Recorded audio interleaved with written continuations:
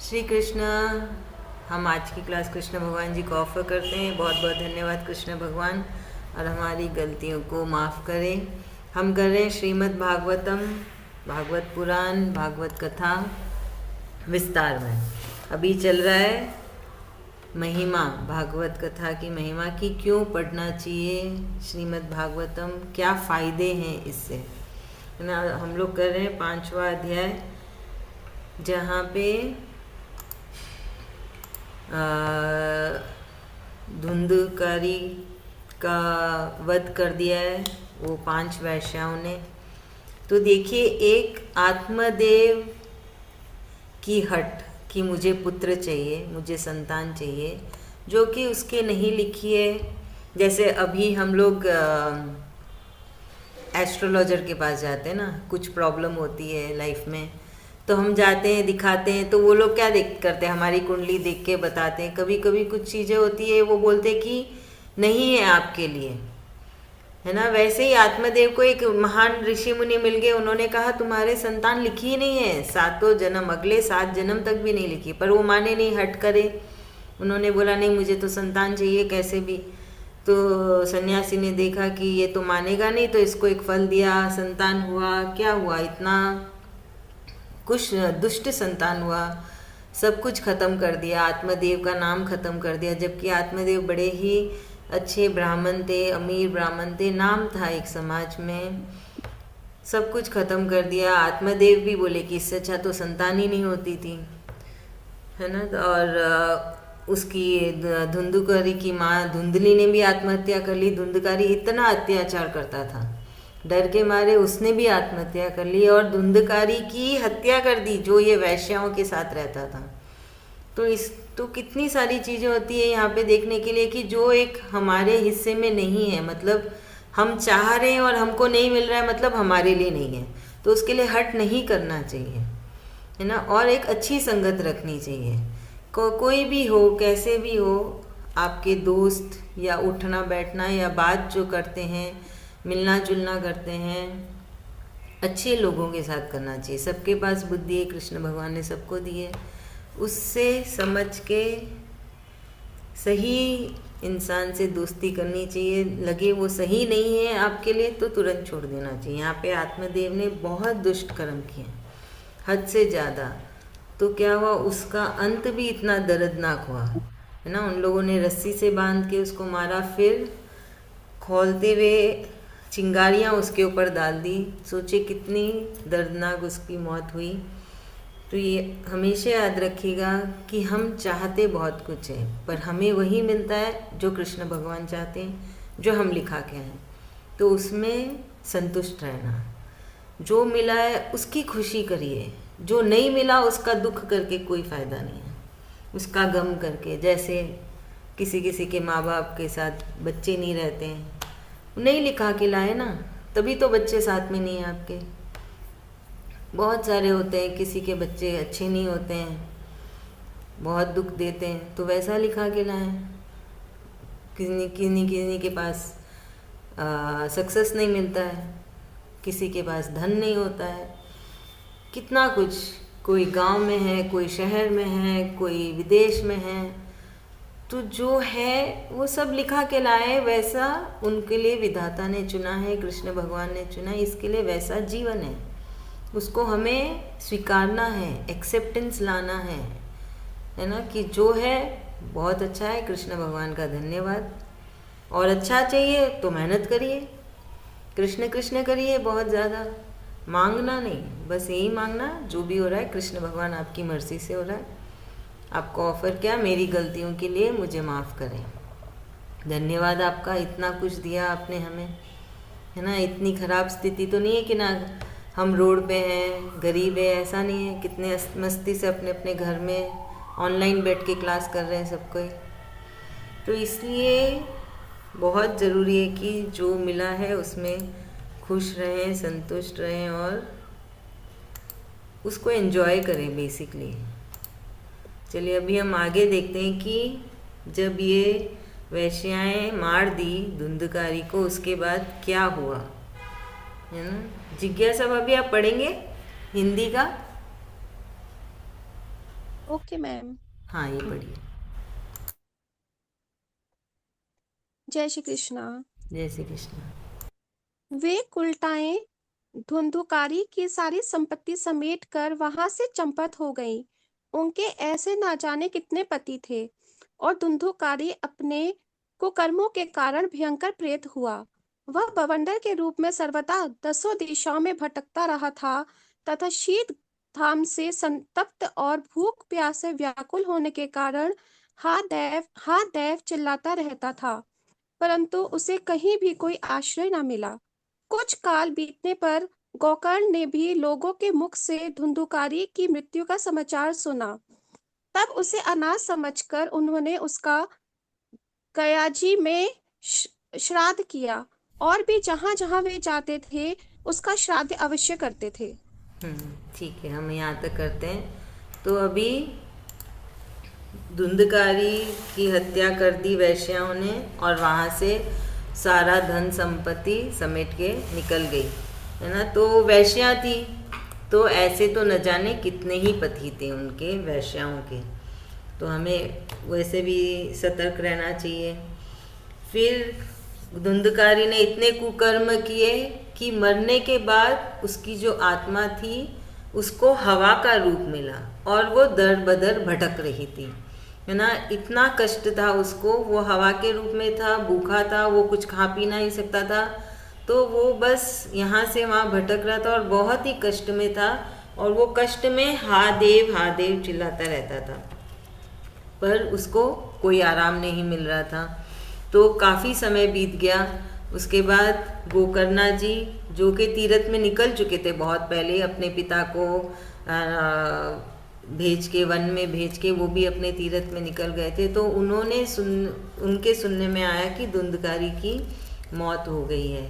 तो जब उन्होंने सुना तो उनको लगा कि उनके पिता तो चले गए वन में, तो अब इनके लिए कौन करेगा श्राद्ध। और तो वो खुद धुंधकारी के लिए श्राद्ध करते थे। सब जहाँ भी जाते तीर्थ स्थान में, वहाँ जा जा के धुंधकारी के लिए श्राद्ध कर रहे थे। चलिए अब आगे देखते हैं क्या है। सुधा भाभी, आप पढ़ोगे? हाँ जी दीदी। हिंदी का पढ़ना है कि आपको संस्कृत पढ़ना है? जो भी आपको लगे। आपको जो मन है, चलिए पढ़िए यहाँ पे। इसको बड़ा करना पड़ेगा, छोटा छोटा टच नहीं आते। एक सेकंड। तो टच ना थोड़ा, बिना चश्मा। हाँ, मिल गया चश्मा। भाई,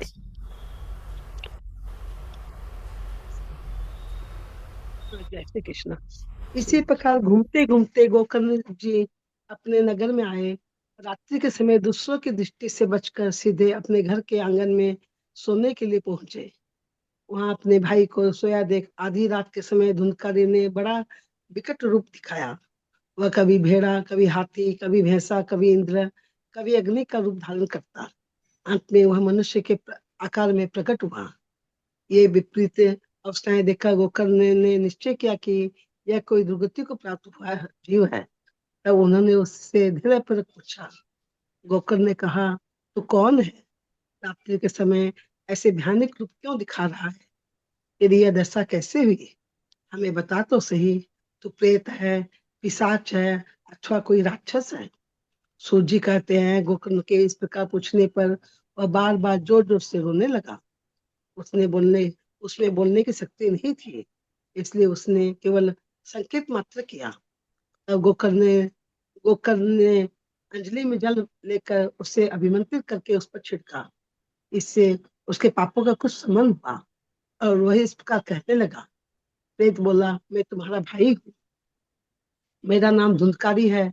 मैंने अपने ही दोष से अपना ब्रह्म तत्व नष्ट कर दिया। मेरे कुकर्म की गिनती नहीं की जा सकती। मैं तो महान हाँ, हम 1 मिनट यहाँ तक करते हैं। हूँ। हाँ दीदी। तो अभी गोकर्णा जी घूमते घूमते अपने गांव पहुंच गए, है ना। और सबसे छुपते छुपाते वो अपने घर में जाके सो गए। तो जब वो सोए रात को, तब धुंधकारी वहाँ पे और देखा कि गोकर्णा जी सो रहे, मेरा भाई सो रहा है। तो अब गोकर्णा जी सो रहे, और धुंधकारी तो पापों के वजह से वो हवा के रूप में ही है। है ना। फिर भी वो बड़े कोशिश कर करके आधी रात को अलग अलग रूप का धारण कर रहे हैं और गोकर्णा जी के सामने आके खड़े हो रहे हैं। तो अब वो पापों के दोष के वजह से वो कुछ बोल नहीं पा रहे हैं, सिर्फ एक रूप धारण कर पा रहे हैं, है ना। तो सारे कोशिश करने के बाद वो अंत में मनुष्य के रूप में आए। पहले जानवर बने, पशु बने, पक्षी बने, पर कुछ भी बोल नहीं पा रहे हैं क्योंकि वो हवा है। हवा कुछ बोल नहीं सकती ना, हवा कैसे जू ऐसे घूमती रहती है, तो वो भी एक हवा ही है। तो गोकर्णा जी तो ज्ञानी थे, है ना, तो वो समझ गए कि ये कोई आत्मा है और भटक रही है, इसको राह चाहिए, इसको थोड़ा आराम चाहिए। तो उन्होंने बड़ी हिम्मत करके गोकर्णा जी ने पूछा कि क्यों ऐसे मुझे डरा रहे हो, ऐसे भयानक रूप दिखा के हम भी डर जाएंगे अगर कोई ऐसे आधी रात को अपने सामने आके कुछ ना कुछ होता देखेंगे तो गया, हम तो यहाँ के भी ना रहे, वहाँ के भी ना रखें। पर फिर भी गोकर्णा जी ने बड़ी हिम्मत करके पूछी, क्या है, तुम कौन हो, भूत हो, प्रेत हो, पिशाच हो, क्या हो, दिखाओ, बताओ, मुझे समझाओ कि क्या हो, है ना। तो फिर गोकर्णा जी के पूछने पर धुंधकारी, है ना, वो कुछ बोल नहीं पा रहे, तो वो बड़े जोर जोर से सिर्फ रो रहे हैं। तो गोकर्णा जी समझ गए कि बहुत कष्ट में है और वो समझा नहीं पा रहे कि वो क्या है। तो गोकर्णा जी ने जल लिया अपने हाथ में, कुछ मंत्र का उच्चारण किया और उसके ऊपर छिड़क दिया। तो उससे क्या हुआ, धुंधकारी के थोड़े पाप धुल गए। तो थोड़े पाप धुलने से उनमें वो शक्ति आई कि वो बोल पाए। तो फिर उन्होंने कहा, बताया कि मैं ऐसे तुम्हारा भाई हूँ, मैं धुंधकारी हूँ करके, मेरे बहुत पापों की वजह से मेरी ऐसी दशा हो रखी है ना। तो देखिए ये सब क्या है, धुंधकारी पापी था, पाप कर करके उसकी इतनी दुर्गति हुई। और वही गोकर्णा जी, वो अच्छे धार्मिक इंसान थे, भगवान का नाम लेते रहे, धर्म करते रहे, तो वो एक भटकती आत्मा का भी पाप धो दिए सिर्फ थोड़े मंत्र का उच्चारण करके।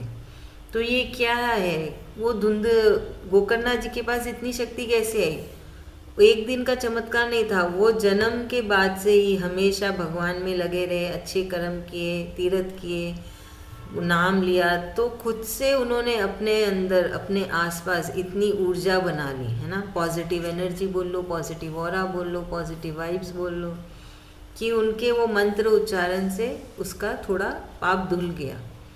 इसलिए ना बोलते हैं कि अच्छा करो, अच्छे कर्म करो, भगवान का नाम लेते रहो, तो कम से कम ऐसी दुर्गति नहीं होगी और गोकर्णा जी जैसे बनो कि किसी और का भी उद्धार कर पाओ।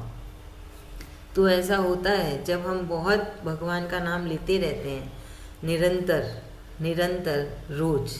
ऐसा नहीं हम घूमने गए भूल गए, घूमने गए, आप बिज़ी हो, घर में फंक्शन है, फेस्टिवल है, थोड़ा ले लीजिए, पर लीजिए तो सही। कृष्ण भगवान ने तो कितना आसान किया, कृष्ण कृष्ण कर लो, मैं उसको भी अपना लूँगा।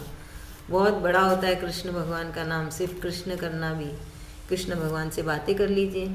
आप गीता पढ़ नहीं सकते, बिज़ी है, भगवत गीता नहीं खोल के बैठ सकते, कोई बात नहीं, कृष्ण कृष्ण कर लीजिए, है ना। तो करिए ज़रूर, ब्रेक मत दीजिए, रोज़ निरंतर करते रहिए, तो अच्छा जीव रहेगा। एटलीस्ट ये गोकर्णा जैसे तो नहीं हुआ कि मरने के बाद ऐसे आत्मा भटक रही है इतनी तकलीफ में। चलिए हम अब आगे देखते हैं क्या है। रंजिता भाभी पढ़ेगी अब। हाँ दीदी। हम्म। प्रेत बोला, मैं तुम्हारा भाई हूँ, मेरा नाम है धुंधकारी। मैंने अपने ही दोषों से अपना ब्राह्मणत्व नष्ट कर दिया। मेरे कुकर्मों की गिनती नहीं की जा सकती। मैं तो महान अज्ञान में चक्कर काट रहा था। इसी से मैंने लोगों की बड़ी हिंसा की। अंत में उल्टा स्त्रियों ने मुझे तड़पा तड़पा कर मार डाला। इसी से अब प्रेत योनि में पड़कर यह दुर्दशा भोग रहा हूँ। अब देववश कर्म फल का उदय होने से मैं केवल वायु भक्षण करके जी रहा हूँ।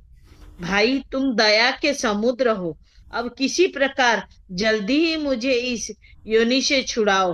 गोकर्ण ने धुंधकारी की सारी बातें सुनी और तब उससे उससे बोले गोकर्ण ने कहा, भाई मुझे इस बात का बड़ा आश्चर्य है। मैंने तुम्हारे लिए विधि पूर्वक गया जी में पिंडदान किया, फिर भी तुम प्रेत योनि से मुक्त कैसे नहीं हुए?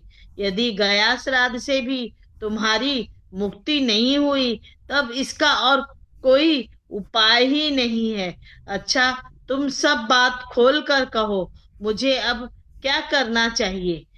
प्रेत ने कहा, मेरी मुक्ति सैकड़ों गया श्राद्ध करने से भी नहीं हो सकती। अब तो तुम इसका कोई और उपाय सोचो। प्रेत की यह बात सुनकर गोकर्ण को बड़ा आश्चर्य हुआ।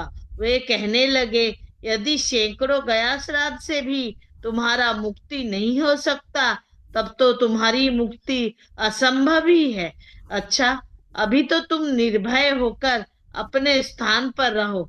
मैं विचार करके तुम्हारी मुक्ति के लिए कोई दूसरा उपाय करूंगा। अच्छा, एक मिनट गोकर्ण भाभी, किया। भाभी भाभी एक मिनट, हम यहाँ तक करते हैं। तो अभी वो प्रेत ने कहा, बताया कि कैसे है ना उनकी ये दुर्दशा हुई है, और वो बोल रहे हैं कि मेरे कुकर्म के वजह से मैंने जो हिंसा की, मैंने जो लोगों को इतना परेशान किया, सारे जो गलत काम किए, उसके वजह से मैं प्रेत योनि में हूँ। और जो उनके परिवार में जो पुण्य हुआ, पुण्य किसने किया? आत्मदेव ने। और आत्मदेव के जो थोड़े बहुत पुण्य के वजह से वो हवा के रूप में हैं अभी, है ना, नहीं तो और भी पता नहीं कैसी दशा होती थी। तो वो खुद बोल रहे हैं कि परिवार के पुण्य की वजह से मुझे ये हवा का रूप मिला है ना। तो अब बोल रहे हैं गोकर्णनाथ जी को कि धुंधकारी कि आप बड़े दयालु हैं, मेरी मदद करिए, मुझे इस धना दशा से बाहर निकालिए, प्रेत योनि से बाहर निकालिए, है ना। तो गोकर्णनाथ जी ने धुंधकारी की सारी बात सुनी। इसके पहले गोकर्णनाथ जी ने पहले से ही, है ना, धुंधकारी के लिए सारी विधि विधान के साथ सारी पाठ पूजा कर ली थी, श्राद्ध कर लिया था। तो इसलिए अब गोकर्णनाथ जी को बड़ा आश्चर्य हो रहा है। बोल रहे कि मैंने तो तुम्हारे नाम से पूरे विधि से, है ना, पिंडदान दिया, गया जी में जाके पूरे श्राद्ध के सारे कार्य किए, फिर तुम कैसे, है ना, प्रेत योनि में फंसे हो? तुम्हें क्यों, है ना, मुक्ति नहीं मिली? तब उसके ऊपर प्रेत ने कहा कि मैंने इतने पाप किए हैं कि आप सैकड़ों बार जाके भी, बार बार जाके गया जी में मेरे लिए पिंड दान भी कर दो, श्राद्ध कर लो, मुझे मुक्ति नहीं मिल सकती है ना। तो गोकर्णनाथ जी को बड़ा आश्चर्य, बोले कि गया जी जाके श्राद्ध करके पिंडदान देके भी मुक्ति नहीं मिलेगी, वो भी सैकड़ों बार, फिर तो तुम्हारा कुछ नहीं हो सकता है, तुम्हें मुक्ति मिलेगी ही नहीं। कोई इस और तो कोई उपाय है नहीं, है ना। गया जी सबसे शुद्ध जगह मानी जाती है, जो हमारे चले जाते हैं उनके लिए, उनकी आत्माओं की शांति के लिए। तो फिर भी, है ना, गोकर्णनाथ जी बोले कि ठीक है, फिर भी मैं विचार करता हूँ, तुम थोड़ा अपने आप को संभालो, शांत हो और अपने स्थान में जाके बैठ जाओ, मैं इसके ऊपर विचार करता हूँ कि और क्या हो सकता है ना। चलिए अभी इसका उपाय ढूंढेंगे, ऐसा बोल के गोकर्णनाथ जी ने धुंधकारी को वापस भेजा उसके स्थान पर ना। अभी रक्षा भाभी पढ़ेंगे, हाँ। यहाँ से। जय श्री कृष्ण। जय श्री कृष्ण। गोकर्ण की आज्ञा पाकर धुंधुकारी वहां से अपने स्थान पर चला आया। उधर उधर आगे का नहीं, रात भर विचार किया, तब भी उन्हें उपाय नहीं सूझा। प्रातःकाल उनको आया देख लोग प्रेम से उनसे मिलने आए। तब गोकर्ण ने रात में जो कुछ जिस प्रकार हुआ था वह सब उन्हें सुना दिया। उनसे जो लोग विद्वान, योगनिष्ठा, ज्ञानी और वेदज्ञ थे, उन्होंने भी उनके शास्त्रों को उलट पलट कर देखा तो भी उसकी मुक्ति का कोई उपाय न मिला। तब सबने यह निश्चय किया कि इस विषय में सूर्य नारायण जो आज्ञा करे वही करना चाहिए। अंतकाल गोकर्ण ने अपने तपोबल से सूर्य की गति को रोक दिया। उन्होंने स्तुति की, भगवान आप सारे संसार के साक्षी है, मैं आपको नमस्कार करता हूँ, आप मुझे कृपा करके धुंधुकारी की मुक्ति का साधन बताइए। गोकर्ण की यह प्रार्थना सुनकर सूर्यदेव ने दूर से ही स्पष्ट शब्दों में कहा, श्रीमद् भागवत से मुक्ति हो सकती है, इसीलिए तुम उसका सप्ताह पारायण करो। सूर्य की यह धर्ममय वचन वहां सभी ने सुना। तब सबने यह कहा कि प्रयत्न पूर्वक यही करो, है भी यह साधन बहुत सरल। अंत गोकर्ण जी भी तदनुसार निश्चय करके कथा सुनाने के लिए तैयार हो गए। हाँ, तो अभी धुंधकारी की बात सुनकर गोकर्णा जी इसके ऊपर विचार करने लगे, रात भर बैठ के सोचने लगे कि अब मैं क्या करूं जिससे कि है ना धुंधकारी को मुक्ति मिल जाए, क्योंकि मैंने तो गया जी जाके श्राद्ध भी कर लिया, पिंडदान भी दे दिया, सब कुछ कर लिया, और वो बोल रहे हैं कि आप सैकड़ों बार चले जाओ फिर भी कुछ नहीं होगा। फिर ऐसे ही सोचते सोचते सुबह हो गई। तो गोकर्णा जी को देख के गाँव वाले सब उनके पास आए बड़े प्रेम से मिलने के लिए। तो सब आए तो गोकर्णा जी ने सारी कहानी सुनाई कि रात को क्या हुआ था। तो उनकी बात सुन के जो भी ज्ञानी थे, विद्वान थे, उन्होंने सब अपने अपने ना विचार देखे, अपने अपने किताबों को खोला, सारे शास्त्र देखे, पर कहीं भी कुछ नहीं मिला किसी को भी कि क्या करना चाहिए। फिर सबने सलाह दी कि आप सूर्यदेव से विनती करिए, जो सूर्यदेव बोलेंगे वही होगा। तब गोकर्णा जी का तब देखिए उन्होंने समय को रोक दिया, है ना, अपने तप से गोकर्णा जी ने समय को रोका, सूर्यदेव को प्रणाम किया, उनसे प्रार्थना की और उनसे पूछा कि क्या किया जाए, इसका क्या उपाय है। तो गोकर्णा जी के प्रार्थना से सूर्यदेव प्रसन्न होके दूर से ही उन्होंने दिव्य वाणी से कहा कि भागवत कथा करिए, 1 सप्ताह की भागवत कथा करने से धुंधकारी को मुक्ति मिल जाएगी। तो तभी वहाँ पे सभी कोई उपस्थित थे, सारे गांव वाले, सबने सुना, सबको स्पष्ट शब्दों में सुनाई दिया। तो सबने कहा कि ठीक है, जो सूर्यदेव ने कहा है वही करना, यही प्रयत्न करना चाहिए, और ये बड़ा सरल भी है, 1 सप्ताह का है। तो ये सारी बात सुनकर गोकर्णा जी तैयार हो गए, बोले कि ठीक है, मैं भागवत कथा सुनाऊंगा। और ये बात पूरे गांव में सब जगह पे फैल गई कि भागवत कथा होगी, गोकर्णा जी भागवत कथा करेंगे धुंधकारी के लिए।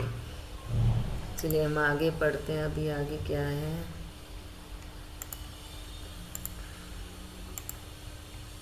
आभा भाभी,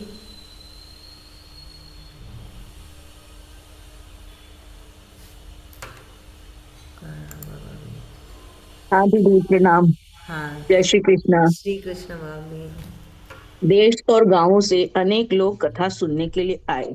बहुत से लंगड़े, लूले, अंधे, बूढ़े और मंद बुद्धि पुरुष भी अपने पापों की निवृत्ति के उद्देश्य से वहां आ पहुंचे। इस प्रकार वहां इतनी भीड़ हो गई कि उसे देखकर देवताओं को भी आश्चर्य होता था। जब गोकर्ण जी व्यास गद्दी पर बैठकर कथा कहने लगे, तब वह प्रेत भी वहां आ पहुंचा और इधर उधर बैठने के लिए स्थान ढूंढने लगा। इतने में ही उसकी दृष्टि एक सीधे रखे हुए 7 गांठ के बांस पर पड़ी।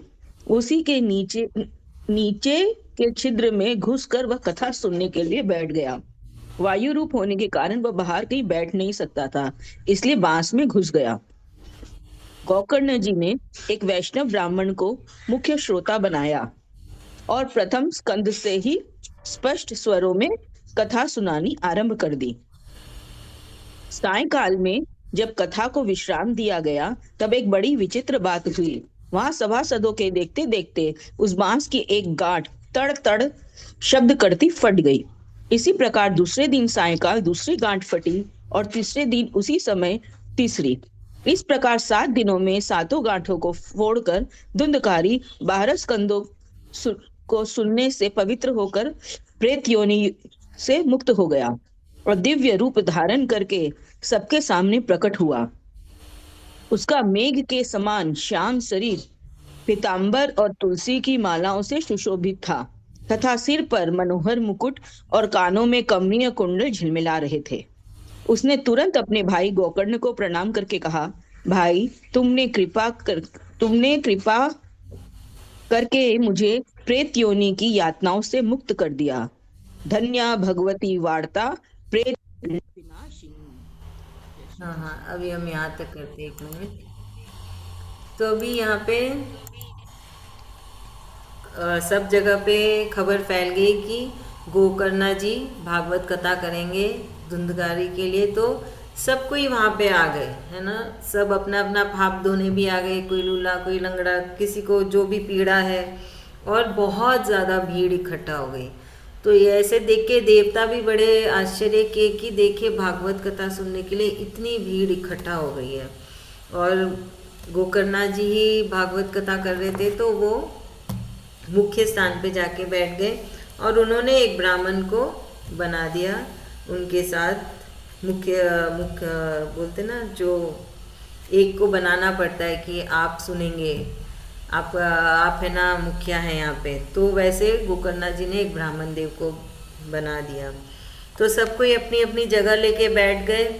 फिर आए धुंधकारी हवा के रूप में, क्योंकि वो हवा के रूप में थे तो वो जगह ढूंढ रहे हैं कि मैं कहाँ बैठूं। फिर उन्होंने देखा एक बांस की लकड़ी खड़ी है, उसमें 7 छेदे थे, तो वो सबसे नीचे एक छेदे में से जाके उस बांस में घुस गए, है ना। तो वहाँ उनको बैठने के लिए स्थान मिल गया और गोकर्णा जी ने कथा आरंभ की।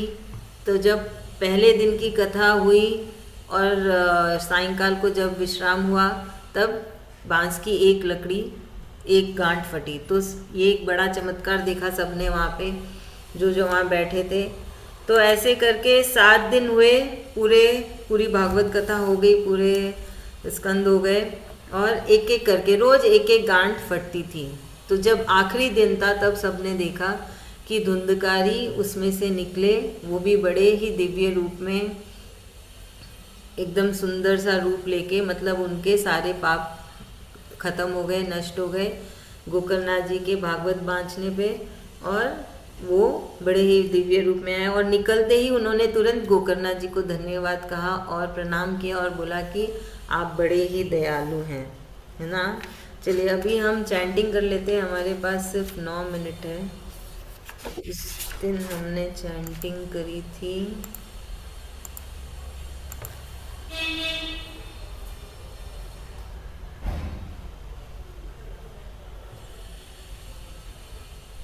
तो भागवत कथा करने का इतना महात्म्य है कि इतने सारे पाप धुल जाते, इतने बड़े बड़े। हाँ, यहाँ से करना है।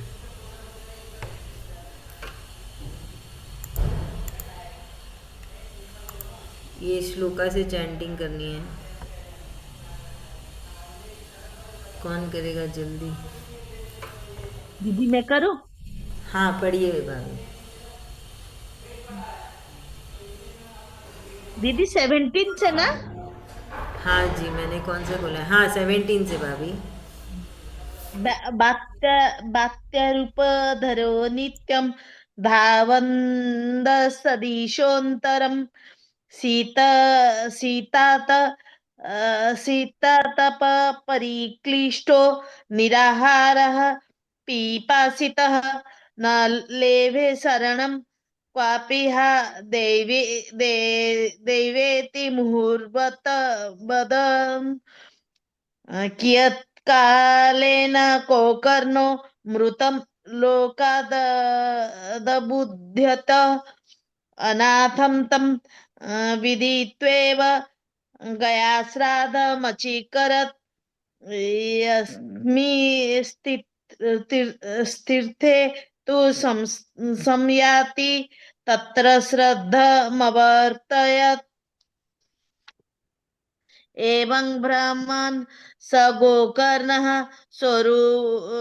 स्वपुरं समुपेयन् रात्रो गृहाङ्गणे स्वप्तुमागतो लक्षितः परे तत्र देखिए भाभी सुप्तम् भाभी एक मिनट, यहाँ पे गृहांग ने, गृहांग, ग पूरा उच्चारण करना है।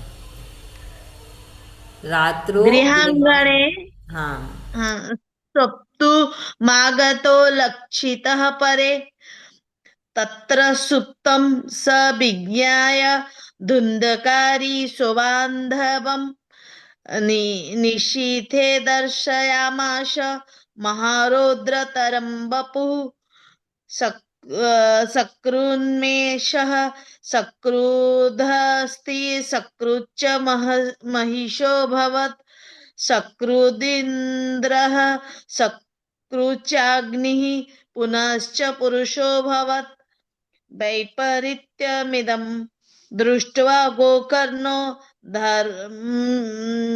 धैर्य संयुतः अयं दुर्गतिकः कोऽपि निश्चित्याथ तमब्रवीत् गोकर्ण उवाच कस्त्वमुग्रतरो रात्रौ कुतो यातो दशामिमां किं वा प्रेतः पिशाचो वा राक्षसोऽसीति संसनः सूत उवाच एवं पृष्टस्तदा तेन रुरोदोच्चैः पुनः पुनः असक्तो वचनोच्चारे संज्ञामात्रं चकारः ततो जलौ जलं कृत्वा गोकर्ण स्तमुदेरयत् तत्से सह कहत पापोऽसौ प्रवक्तुमुपचक्रमे प्रेत उवाच अहं भ्राता त्वदीयोऽस्मि धुन्धकारीति नामतः स्वकीयेनेव दोषेण ब्रह्म त्वं नाशितं मया कर्मणो नास्ति संख्यात् मे महाज्ञाने विवर्तिनः लोकानां हिंसकः सोऽहं स्त्रीभिः दुःखेन मारितः अतः प्रेत त्वमापन्नो दुर्दशां च वहाम्यहम् वाताहारेण जीवामि दैवाधीन फलोदयात् अहो बन्धो कृपा सिन्धो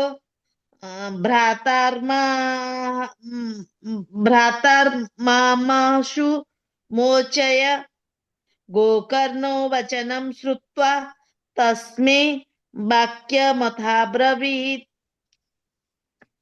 गोकर्ण उवाच तदर्थं तु गयापिण्डो मया दत्तो विधानतः तत्कथं नैव मुक्तोऽसि ममाश्चर्यमिदं महत् गयाश्राद्धान मुक्तिश्चेदुपायो नापरस्त्युह किं विधेयं मया प्रेत तत्त्वं वद सविस्तरम् प्रेत उवाच गया श्राद्ध सतेनापि मुक्तिर्मे न भविष्यति उपायमपरं कञ्चित्त्वं विचारय साम्प्रतम् इति तद्वाक्यमाकर्ण्य गोकर्ण विस्मयं गतः शतश्राद्धेन मुक्तिश्चेदसाध्यं मोचनं तव इदानीं तु निजं स्थानमातिष्ठ प्रेत निर्भयः त्वन्मुक्ति साधकं किंचिदाचरिष्ये विचार्य च धुन्धकारी निजस्थानं तेनादिष्टस्ततो गतः गोकर्णं चिन्तयामास तं रात्रिं न तदध्यगात् प्रातस्तमागतं दृष्ट्वा लोकाः प्रीत्या समागताः तत्सर्वं कथितं तेन यज्ञातं च यथानिशि विद्वांसो योगनिष्ठाश्च ज्ञानिनो ब्रह्मवादिनः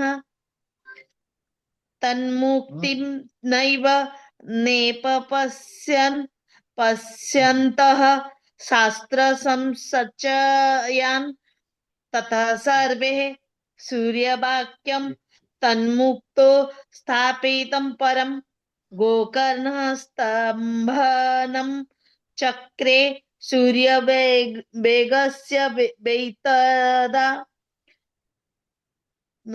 तुभ्यं नमो जगत्साक्षिन् ब्रूहि मे मुक्तिहेतुकम् तच्छ्रुत्वा दुरतः सूर्यः स्फुटमित्यभ्यभासत श्रीमद्भागवतात् मुक्तिः सप्ताहं वाचनं कुरु इति सूर्यवचः सर्वे धर्म रूपं तु विश्रुतम्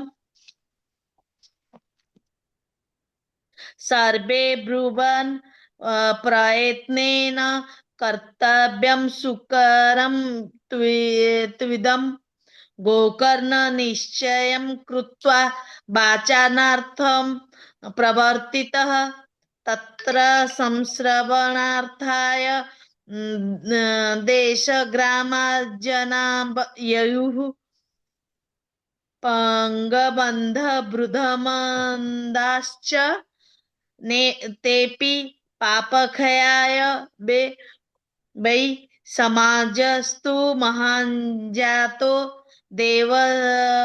देवविस्म यकारकः यदैवासनमास्थाय गोकर्ण कथयत्कथाम् सप्रोतोऽपि यदा यातः